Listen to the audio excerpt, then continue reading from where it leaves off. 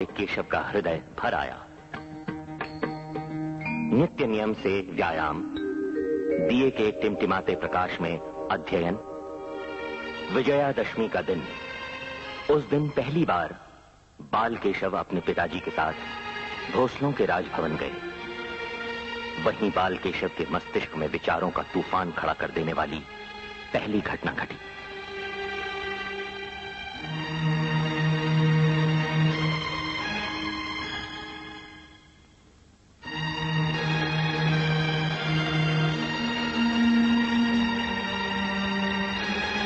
राजभवन में छत्रपति शिवाजी महाराज की प्रतिमा देखकर केशव स्वतः को भूल सा गया।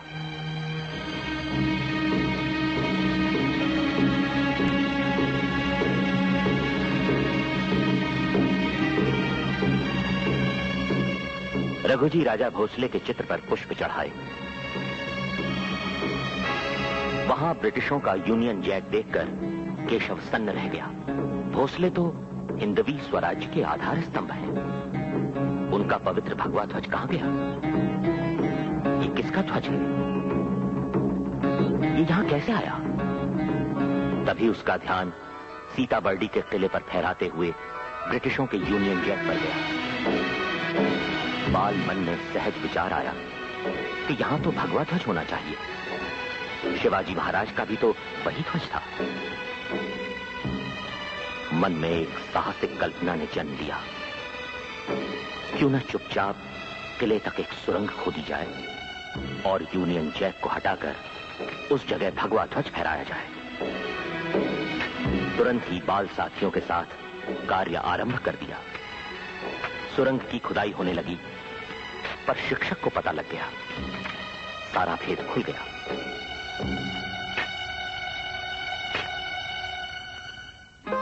बाल केशव के विचार सुनकर शिक्षक अवाक रह गए।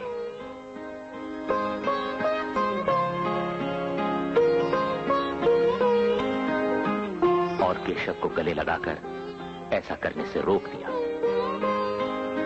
दास्ता का कलंक मिटाने की इच्छा मन की मन में ही रह गई। ईस्वी सन 1897 ब्रिटिश साम्राज्य को राज्य करते हुए 60 वर्ष पूर्ण हो चुके हैं। पाठशाला में उत्सव, मिठाई बांटने का कार्यक्रम।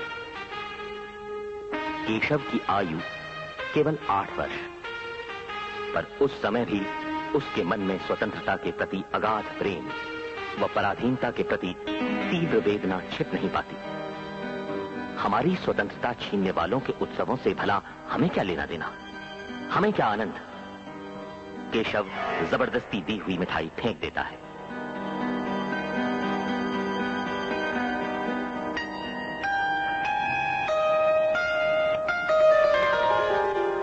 एक ओर थी देशभक्ति की ज्वलंत भावना व दूसरी ओर थी बलशाली शरीर बनाने की महत्वाकांक्षा।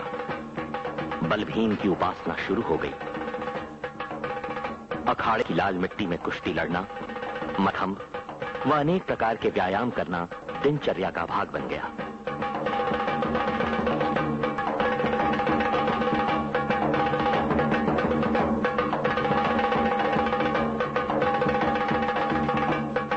इस प्रकार केशव का जीवन गढ़ रहा था। एक वज्राघात हुआ।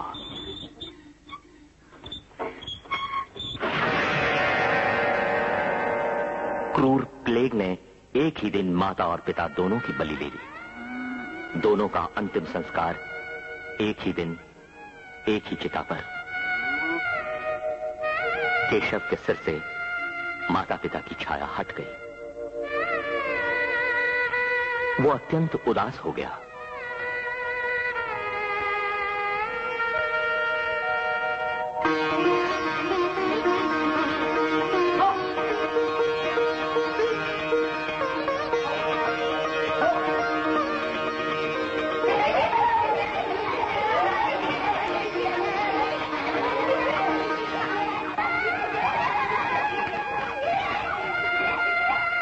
केशव की उदासी ने उसकी चेतना और धैर्य नहीं छीना। अब वो देश की परिस्थिति जानने के लिए खाली समय पाठशाला के वाचनालय में बैठने लगा।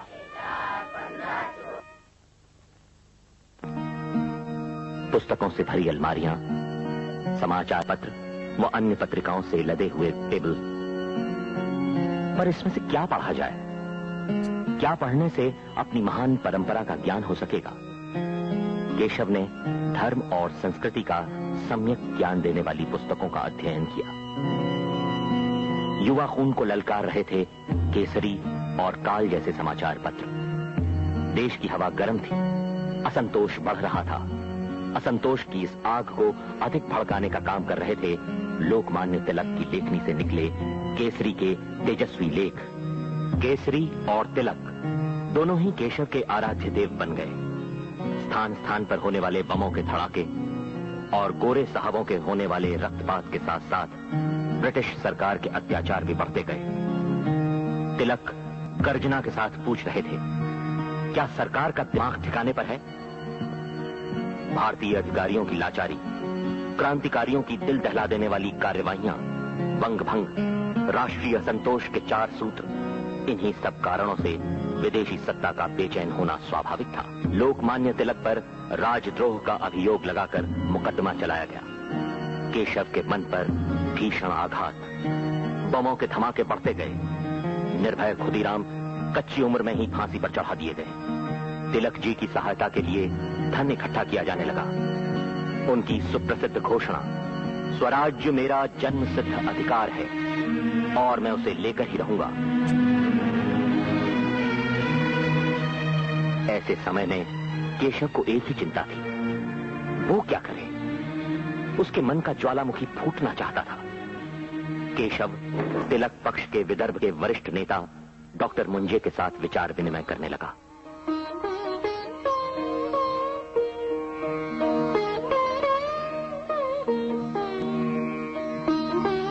वहां उसने जाना कि उसे अपने मन में उठ रहे सवालों का हल स्वयं ढूंढना होगा।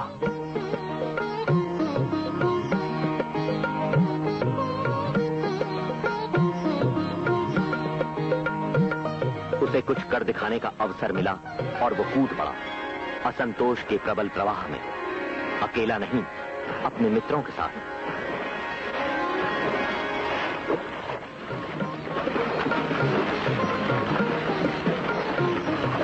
देशभक्ति के विचार, मित्रों के साथ चर्चा, मन में बढ़ता रोष।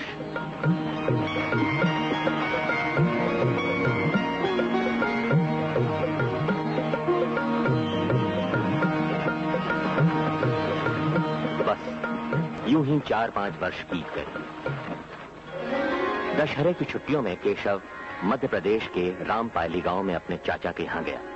विजयादशमी अर्थात हर्षोल्लास के साथ सीमा पार करने का पर्व, रावण की राक्षसी प्रवृत्तियों के दमन का दिन। केशव अपने आप को वश में नहीं रख पाया। उसने पहला भाषण, पहली गर्जना की। रावण दहन का सच्चा अर्थ क्या है? आज रावण की जगह है अत्याचारी अंग्रेजी शासन। उसने हमें लंबे समय से दास्ता की बेड़ियों में जकड़ रखा है। आज के दिन उसका सर्वनाश करने की भीष्म प्रतिज्ञा हमें करनी है। वंदे मातरम।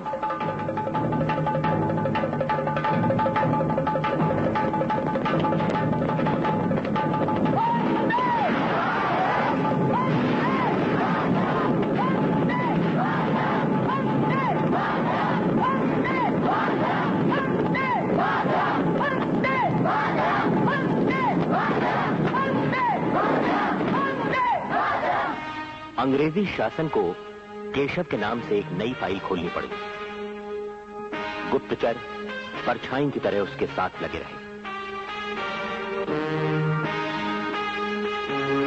नील सिटी हाई स्कूल के नोटिस बोर्ड पर रिस्ले का काला सर्कुलर, वंदे मातरम की घोषणा पर बंदी। केशव ने चुनौती दी। अत्याचारी शासन के इस दुराग्रही और देश को ठुकराने का निश्चय किया। योजना बनाई और सभी साथियों तक पहुंचा दी गई।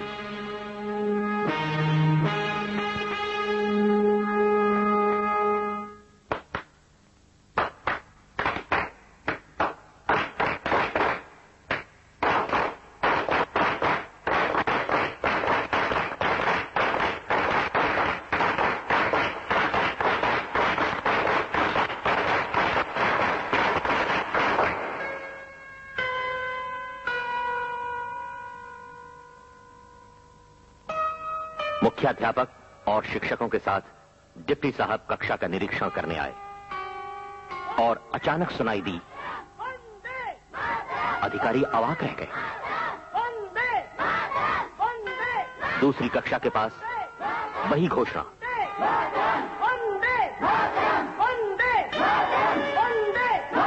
तीसरी कक्षा पर भी वही अनुभव।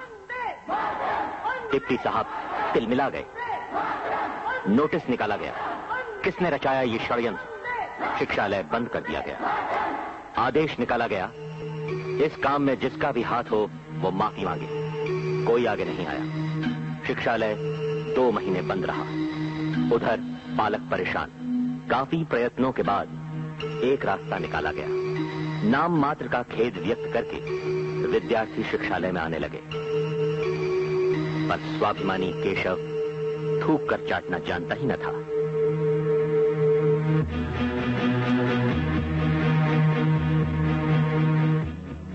उसने क्षमा नहीं मांगी। केशव को शिक्षालय से निकाल दिया गया। अब आगे क्या?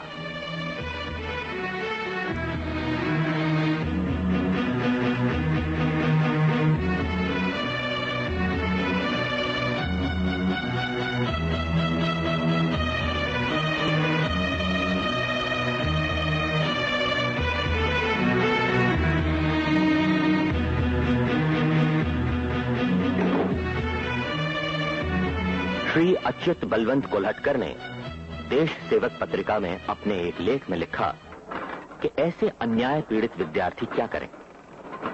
समाज को चाहिए वो इन होनहार विद्यार्थियों की शिक्षा की उचित व्यवस्था करें।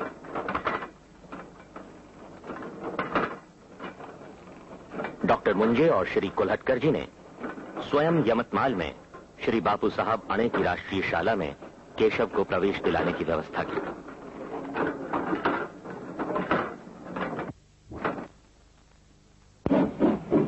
केशव यवतमाल के लिए चल पड़ा।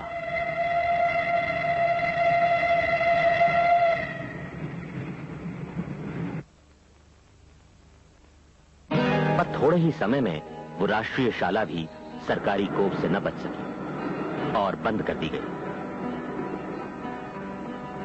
असहाय केशव को अब पूना आना पड़ा। यद्यपि लोकमान्य तिलक केशव के आराध्य देव उस समय मंडाले के कारावास में बंदी थे, फिर भी केशव की तीव्र इच्छा थी उनका प्रेरणादायक निवास देखने की, गायकवाड़ बाड़े को जी भर देखकर अपने आप को धन्य करने की। बड़ी श्रद्धा से उसने वो स्फूर्तिदायक स्थान देखा। कर्मण्येवाधिकारस्ते मा फलेषु कदाचन। केशव मैट्रिक की परीक्षा में सम्मिलित हुआ और फिर वापस नागपुर। मैट्रिक के पश्चात फिर वही समस्या, आगे क्या किया जाए।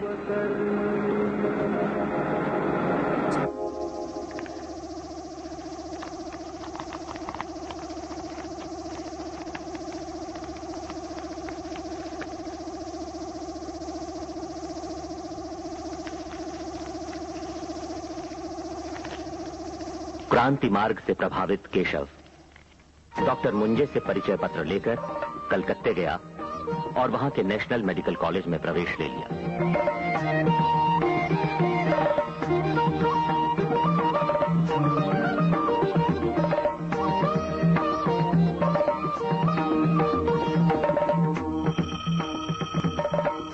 वहीं पर बम विद्या के गुरु प्राध्यापक चौधरी से उनकी भेंट हुई।